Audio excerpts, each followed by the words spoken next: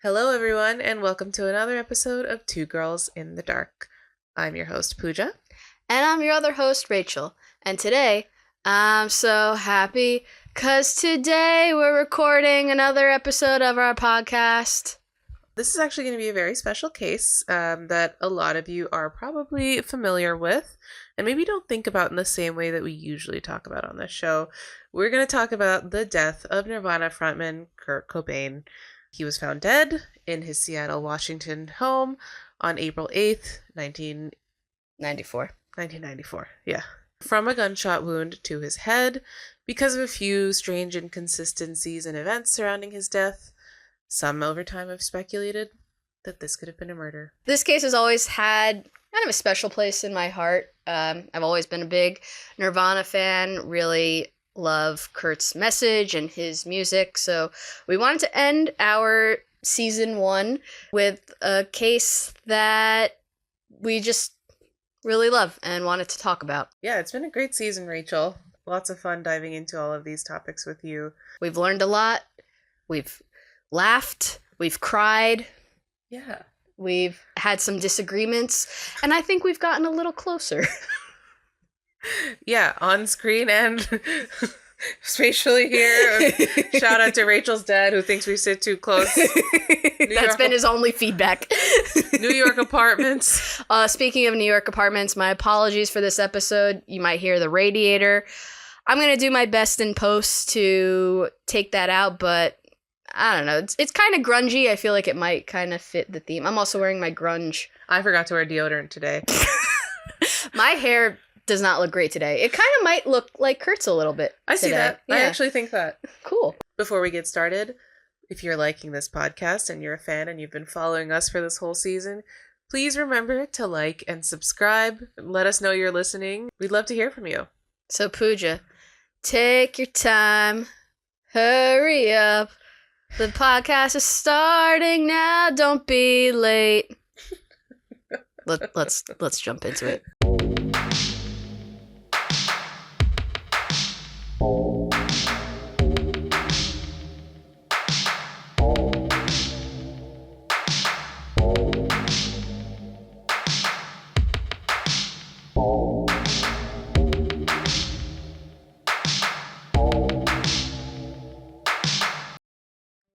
Kurt Donald Cobain was born on February 20th, 1967, in Aberdeen, Washington, to his parents Wendy and Donald Cobain.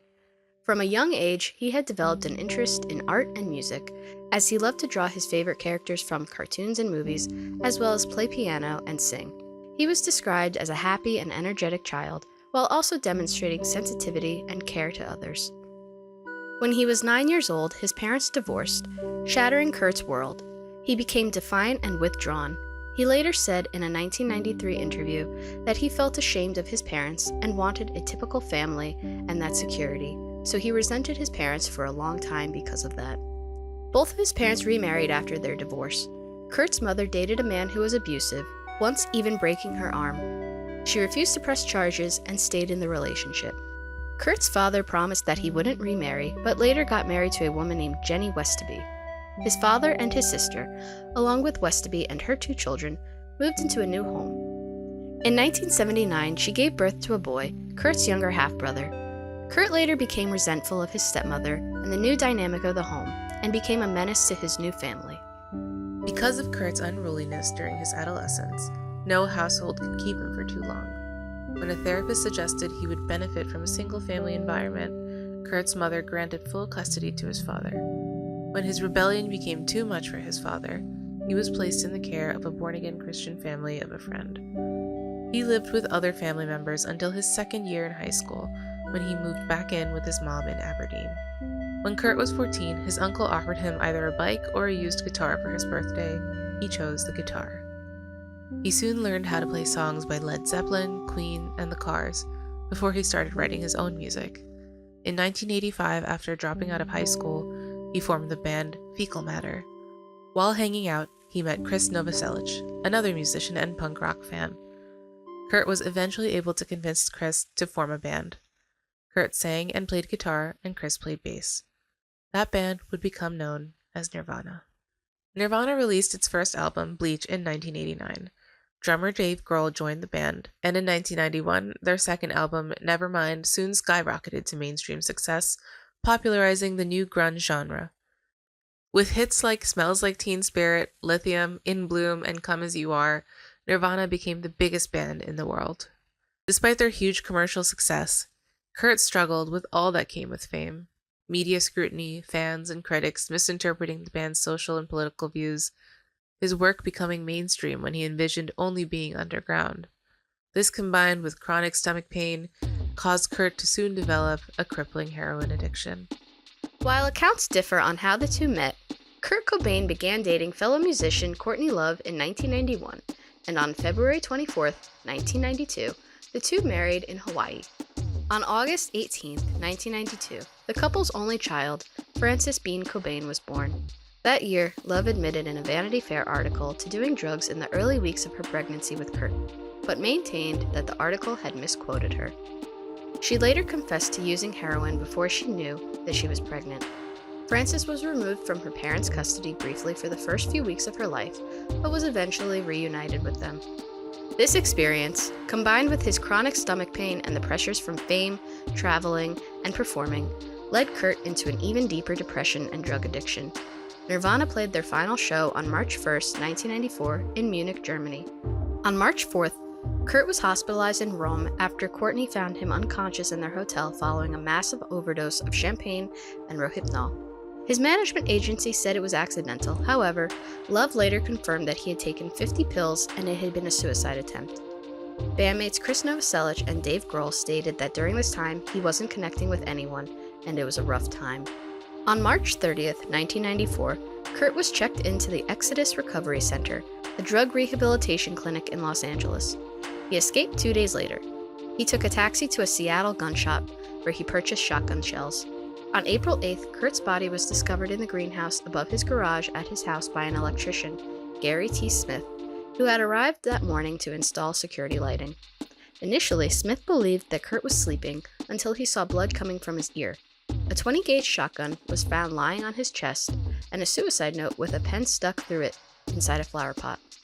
Kurt's death hit friends, family, fellow musicians, and fans incredibly hard. A public memorial service was held on April 10th, and his ashes were divided among several different locations. While most of those close to Kurt largely accept his death as a suicide, there were some who felt his death did not sit right with them. According to his toxicology report, he had 1.52 milligrams per liter of morphine in his blood, leading some to believe he must have overdosed, incapable of pulling the trigger. The toxicology report didn't say which type of morphine test was used, one that counted all of the morphine in his blood, or one that counted the active morphine before his body began to process it. Depending on which test was administered, the 1.52 milligrams per liter could have reflected normal heroin use over time. One staunch believer that Kurt's suicide was a cover-up is private investigator Tom Grant, who was hired by Courtney Love after Kurt escaped from drug rehabilitation. Grant was still employed by Love when Kurt's body was found and has claimed that events surrounding his death have been filled with lies, contradictions in logic, and countless inconsistencies, quote-unquote. He firmly believes that Love was motivated by profit and her own music career. In addition to referring to the large amount of heroin in Kurt's system at the time his body was found, Grant has argued that Kurt's note was fabricated to appear as a suicide note. He has asserted that the majority of the letter reads as Kurt retiring from music, but only the last 4 lines directly talk about him taking his life. He has also observed that these final lines look different from the rest of the letter and questions whether someone else wrote these lines. He believes that Love had the financial motivation to kill her husband, that there were rumors of his plans to divorce her, as well as that Kurt had turned down an offer to headline the 1994 Lollapalooza Festival for $10 million. Grant also noted a few more oddities about the crime scene and the build-up before the discovery of his body. The shotgun was found neatly lying on Kurt's chest, when in most self-inflicted shotgun suicides, the recoil or gravity would cause the gun to fall to the side or get knocked out of the person's hand. The shotgun was also not checked for fingerprints until May 6th, almost a month after Kurt's body had been found. Love had also reportedly changed her story with Grant multiple times, including reporting Kurt's credit card as stolen even though he had it. Upon an initial search of the Cobain's property, Grant noticed the garage with a greenhouse loft above it and wanted to check for details. However, Courtney told him not to worry about that area. The next day, Kurt's body was found in that exact spot. Upon studying the suicide attempt in Rome, two journalists, Ian Halperin and Max Wallace, contacted Dr. Osvaldo Galetta, who treated Kurt. He didn't believe that the Rome overdose was a suicide attempt, claiming it didn't look like one. Grant concluded that Love may have mixed a large amount of pills into Kurt's champagne that night. But others have pointed out, if Love did try to kill her husband with pills, why would she call the police when she found him unconscious on the floor? Some of Kurt's friends and family believe that Kurt was murdered. Among these include Courtney Love's father, who believes that the case should be reopened. In August 2005, when asked about Kurt's death, Kim Gordon of the band Sonic Youth replied that she wasn't certain that he killed himself, and that she believed someone killed him due to the aggressive manner of his death. However, in a 2015 interview, Gordon recalled that she was not surprised to hear about Kurt's suicide. In a Reddit AMA, Chris Novoselic answered a question about the conspiracy theories. One of the reasons I am convinced Kurt killed himself is that he purchased a 20-gauge shotgun. Kurt was not interested in hunting birds or squirrels. He bought that firearm as a suicide device. Suicide is not rational. Although it has been over 30 years since Kurt Cobain passed away, his music and legacy continues to live on. He remains one of the most influential voices in music, a reluctant icon whose raw honesty shaped an entire generation. While his death prematurely closed the final chapter of his story, it also left behind a shadow of a mystery that only deepened the enduring legend of Nirvana. Well, welcome back, everybody. Yep. I hope you came as you are. Oh. I mean, honestly, that case is really sad when you really think about it. It really is. And I think this case is really unique in that I think the fact that he was a celebrity really overshadows the tragedy of it. I got into playing music because of Nirvana, and like his songs are super easy to play, so even if you suck, like you could still like play his songs. Have you ever watched their MTV Unplugged concert? Oh my god. Only bits and pieces, actually. I feel like it's a common thing that goes around, but yeah. I still get like goosebumps when they play Where Did You Sleep Last Night? It's not only a great song and a great performance, but it's like so much of what could have been had he not taken his own life. Yeah, you see all the kind of like promise of his talent and their...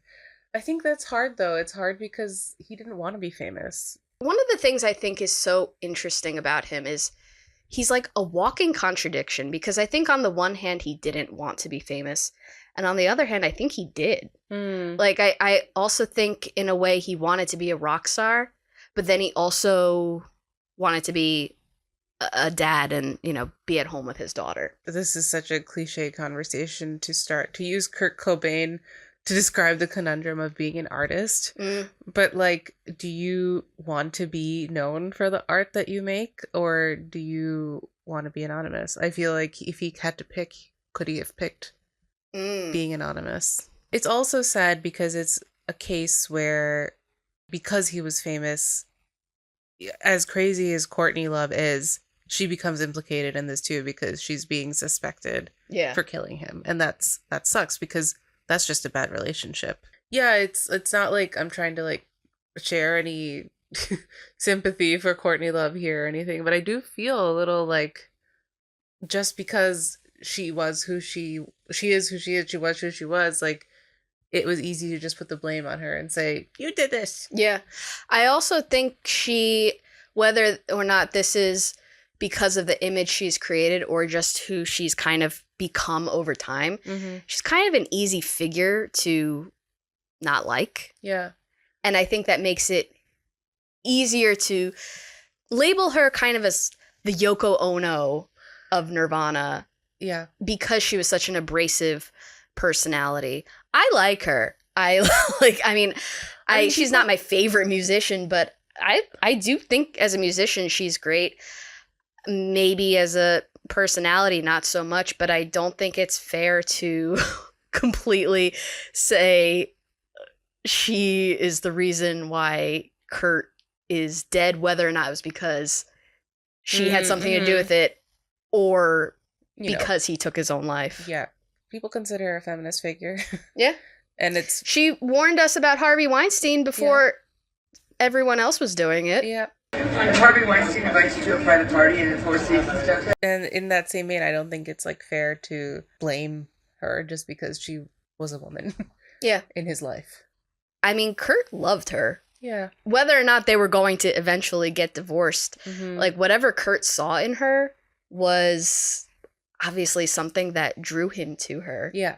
That's what love is. There's that, and then there's also like looking at the pieces of Kurt's life. I don't think, there's a true, like someone said it, there's never really a true rationale to suicide. Yeah, that was what Chris Novoselic said. Yeah. I mean, he had the suicide attempt back in Rome a month prior, but sometimes I wonder if his reason for taking his own life was like a moment of just a moment in time, and maybe if 5 minutes later he wouldn't have wanted to or something like that, because suicide is such an irrational thing, for lack of a better expression. Yeah, no, I mean, I think that's what happens. I am also curious, like, was what happened in Rome actually a suicide attempt? They call it that, but I tend to agree, if he already had a drug problem, was that just drugs?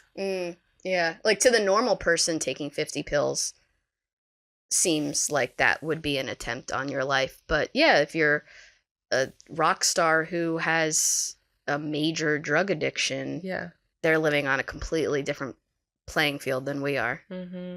What are your thoughts? You think he took his own life? I do think he took his own life. I found the Kurt Cobain subreddit, because there's a subreddit for everything.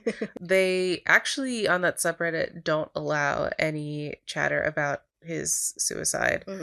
And they only allow, there's one post that they've made addressing all the different conspiracy possibilities of like how this is definitely a suicide.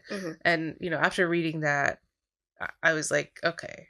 And there was one piece of evidence that they spoke about there that was particularly compelling to me, that contradicts something that, not contradicts, but it's basically there was like a scratch or a bruise or a wound on his hand that was holding the gun, that I think someone in the investigation basically said that you would only have that if you had shot yourself at a close range. So it was like a kickback from the shotgun. To me, I'm like, okay, if there was that kind of marking on his hand, then they did the work to find out if he was actually capable of shooting himself. I think he killed himself. I do think Courtney Love had some weird behavior leading up to this. Yeah. His discovery of his body. But also, if you're a celebrity, they're not just average Joes. I'm sure there's a lot that you want to keep from the public. Yeah. Also, we have to keep in mind that Vanity Fair article, they were doing drugs while Courtney was pregnant. Yeah.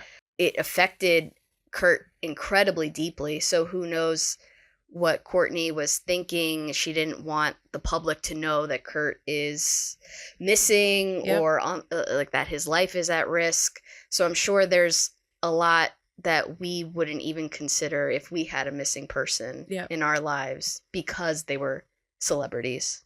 It's interesting that it's the investigator that Courtney hired that was suspecting her. A little twist there. Dun, dun, dun. Yeah, I don't like this guy, Tom Grant. Think he's a hack? I do. I watched Soaked in Bleach, which was a documentary strongly leaning towards the idea that Kurt's death was a cover-up and that he was murdered. But so many of Tom Grant's arguments, he makes so many points that can just easily be countered. Yeah. And you can look at it and say, yeah, that's weird, but maybe not necessarily supporting that it was a murder. For example, he finds it odd that he wanted to search the property, their Seattle home, and when he brought up the greenhouse where Kurt's body was eventually found, Courtney said, no, don't, like, you don't need to look there. Again, I could see, like, if you're just looking at it at face value, saying, like, well, that's where he wound up being, that she must know something. But if you have a giant house and we have a tiny apartment and we have, like, storage. Yeah. If Mike's body were there, like, that would be the last place in our tiny ass apartment that I would think. So if you have a giant house where nobody ever goes to. Yeah. And, like, it's really just for whatever the hell they had it for, that it was just, like, an extra space. Mm-hmm. I could see you saying, you don't need to look at that, with no nefarious... Right. It's just, like, don't go, like, not don't go there, but, like... don't bother. Don't bother. Yeah. Yeah. Yeah, I can see that. I mean, like, I'm thinking about it, and I am referencing all the crime dramas I've ever watched when I say this. Too much Law and Order. I've been watching some other weird crime dramas recently. We can talk about that later. Before there's any continuity errors, I'm going to take off my Kurt Cobain sweater. It's getting a little hot in here. In a brief interlude, I did some research with Rachel. Pooja has a new theory, which I'm very curious to hear. It's not really, like, that crazy. I'm sure if I already knew this, I would... Well, before we begin, share the information that we... Yes, so I was curious if Tom Grant had asked to search the Cobain's house. When did he ask to do that? Was it after they found Kurt's body? Was it before? Found out it was before. April 7th. It was on April 7th, which is interesting because he was found on April 8th. Yeah. So based on an autopsy, it was believed that he most likely died April 5th. So 3 days prior to when he was found on April 8th. So if the science says that Kurt killed himself, could it have been that Courtney found him and just didn't know what to do? Maybe, but then why would she hire a private investigator? Like, why would she go through all that effort to hire someone if he was dead? Grief makes you do crazy things. I don't really have an answer. It is an interesting... I think it's... I'm glad that we looked at what date it was. It's because really interesting. It adds, like, a really heartbreaking element that, like, they were looking for him and he was dead the whole time. Yeah. Can you just imagine your husband is missing? Yeah. And, he escaped from a rehabilitation center and you're looking for him and you're hiring a PI. PI goes against you. But then, like, he's on the property and was dead, like, the whole time. That's so heartbreaking. It's really heartbreaking. Yeah. I mean, whether she knew beforehand or not, she probably was heartbroken. No matter what, that's your husband. That's someone you love. That's someone you knew. That's someone you had a child with. Yeah. I feel like it's gotta mess you up at any level. You were talking a little bit about Grant's arguments about if Kurt had died on April 5th, why were there multiple attempts? On the credit card? Uh-huh. Courtney filed a missing person report under the name of Kurt's mom for some reason. Maybe she didn't want people knowing it was her. She told police that Kurt's credit cards had been used or that they were missing from his wallet. Or she canceled them thinking that this would make it easier to track. But what it wound up doing was kind of making it more difficult to track because there was less data that could be shared because the card was canceled. So it showed, like, attempts made. Mm-hmm. So according to Courtney, she thought that this might have meant that he was using his credit cards. There were transactions throughout that week from April 6th. There was one on April 8th, the day that Kurt's body was found. So Grant's argument has been if Kurt died on the 5th, why were there credit card charges later in the week? How many times do you have like credit what card were the charges? Yeah, like a post not only that, but like a post gets charge gets posted to your account days later. Yeah, exactly. Sometimes I wake up in the middle of the night and it says that my card has been charged with the MTA, and I'm like, who's using my card in the subway? And it was me. Sometimes you get like, oh, I bought a $3,000 TV. Who did that? That was me. Please post the picture of this giant TV we got a giant TV on Black Friday. That's what that inside joke is. It wasn't $3,000 though. Black Friday deals. I can't believe Tom Grant is fooling me right now. I am feeling a little flipped. Well, the way that he does this thing that I want to say that men do, but women do it too. But where they just like, they say something so loudly and so confidently that you're like, yeah, no, that does make sense. But I think he's just taking advantage of a celebrity who is grieving, and I kind of think this is his 15 minutes of fame. I mean, maybe his heart's in the right place. I don't want to completely shit on the guy. I mean, he might not. What, are you planning on hiring him for a private investigator soon? I don't think you have to be nice to him. I don't think my life is ever going to be interesting enough to ever require a private investigator. I don't know. So maybe his heart's in the right place. And like, I remember in the Soaked in Bleach documentary that he was saying that like some of the things Courtney did, he was like, why would she do that? Why would she say it like that? That she was like aggressive. And I think he was kind of a little put off by her personality, and or maybe just like being a celebrity in general. Yeah. I just have to like question the motive here. I don't like really agree with him that money was what Courtney Love was after. 'Cause she would get money regardless. Yeah. Like I guess his theory is that if he if Kurt had been dead instead of divorcing her, that she would have gotten his money. I just like, I look at or think about the life Courtney has led after the fact, and I'm like, none of it screams money hungry to me. No, not at all. She didn't become Madonna, like, yeah. You know, like, yeah. So it's just like, I don't think she did that because that's what people expected of her. I think like that she's not that kind of person. Yeah. So it just, no, I don't think so either. Yeah. It feels like Tom making a generalization about what women are after in this life. Money. Yeah. Yeah, like some of his logic I'm just not understanding. His theory is that the suicide letter was supposed to be a retirement letter that Kurt wrote, retiring from music because he didn't want to do it anymore, that he was burned out from touring and recording and everything that goes along with being a musician and a celebrity and the voice of a generation. And his argument is that the last 4 lines are like different handwriting, different size, That's right. and that it was added to look like Kurt did take his own life, so that someone looking at it would be like, oh yeah, that's a suicide letter instead of a retirement letter. Retirement letter? That doesn't sound very hot. It doesn't make sense. My argument there is if Kurt is on drugs and writing this, who knows when the drugs are taking effect and when his writing capabilities are going to be harder to complete.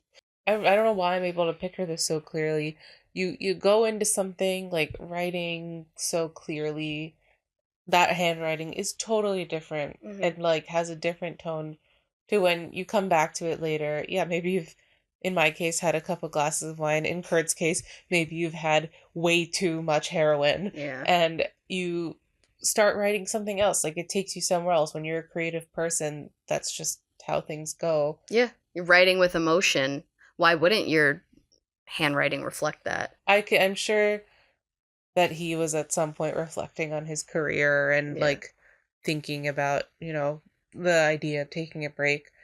But I buy like a creative flow of thought more than I buy he was writing a retirement letter. Yeah.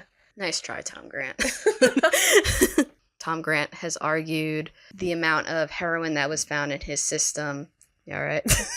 A little too much ginger ale. Tom Grant has argued that the amount of heroin in his system, he would have been incapacitated and would not have been able to pull the trigger.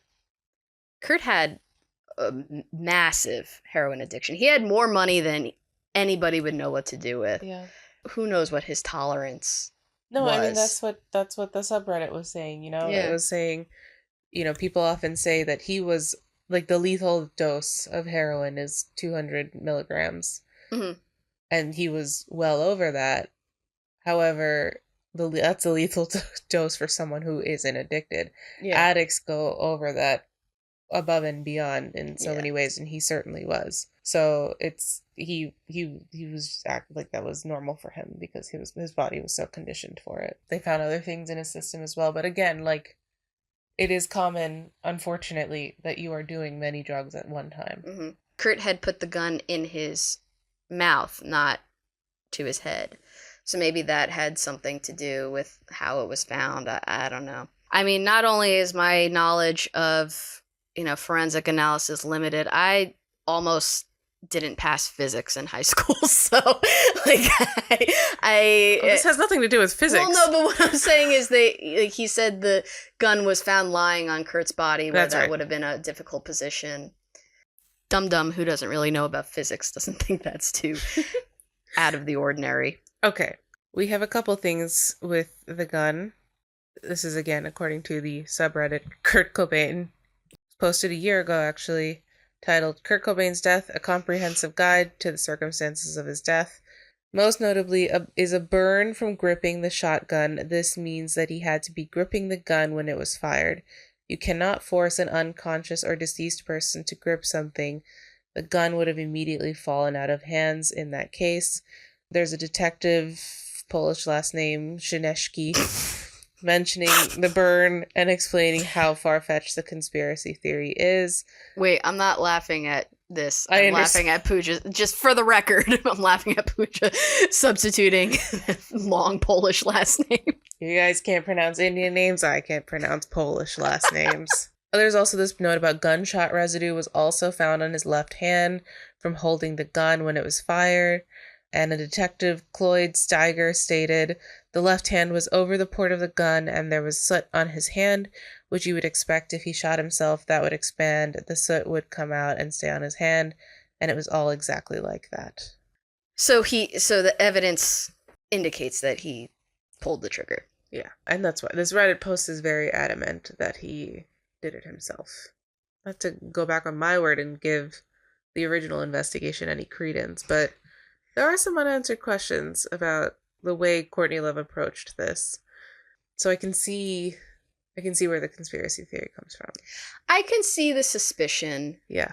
Her approach wasn't probably like an everyday concerned wife would have approached it, but I don't want to say that she knew more than she was letting on. I agree. I mean, I think people make all kinds of stupid mistakes when they're nervous. Yeah. For sure, yeah. And anxious. And I don't know if she was still doing drugs herself at this time, but that could have been a player in this game too. Absolutely. I think that had to have been true. Yeah. Yeah, maybe she stopped. She didn't even stop for the kid. So yeah. Who I don't think they talk. I don't think Francis has a relationship with her. No. She just had a kid. Can you imagine Courtney Love as a grandma? She has a kid with Tony Hawk's son. That's right. Yeah. Oh my god, I forgot about that. I remember that news. That's so wild. That kid doesn't even know. That kid doesn't know how cool they are, honestly. What if they're just like a nerd? I hope this kid is the nerdiest kid. I hope this kid is in STEM. I hope this kid is a robotics engineer. Yeah, in science Olympiad. I hope this kid cures cancer. Yep. The chest club. Yeah, I hope this kid's in chess club. I hope this kid looks at boobs and goes, boobies. Doesn't sound like it, Francis Bean, but we wish your kid well. You know what would be so funny? Out of all the cases that we've done where no one has reached out to us, that'd be funny if Francis Bean Cobain reaches out to us. of all this, she's like, please don't talk about me or my family ever.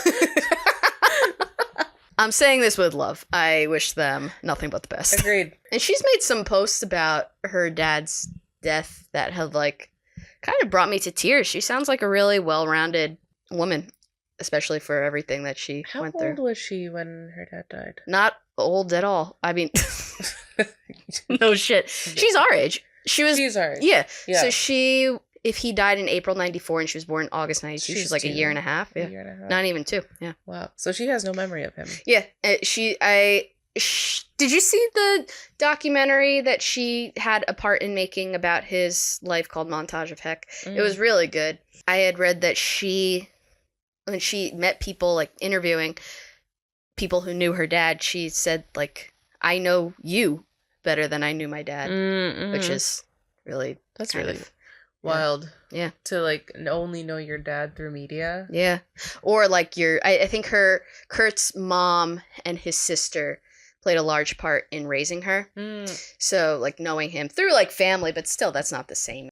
Like out of all not to sound like a, typical I'm 14 and this is deep kid, but like probably out of all of the bands that I like Nirvana is probably artistically and emotionally had the biggest impact on my life. And like I played guitar because I like Nirvana. As a kid of divorced parents, like I've definitely have felt that rage and like anger and sadness that I think he felt and also channeled through his art. And I think I maybe handled it a little bit better than he did, but I can feel that. Yeah. And my personal theory is, I mean, will you ever really, we're just fans, but like, will you ever really know why someone took their own life? But my theory is that his band was maybe either falling apart or not going in the direction that he wanted it to go. Mm-hmm. So you spend your whole life like wanting to be a musician and it's not what you want. Yeah.